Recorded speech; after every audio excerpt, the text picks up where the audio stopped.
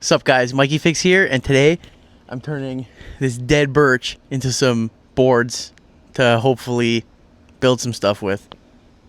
Maybe I'll cut out a couple cookies, but I'm hoping to turn that birch tree into a birdhouse at some point. So yeah, it's absolutely roasting out, so don't judge me not having chainsaw pants on because it's insanely hot out, and I'll be safe, don't worry.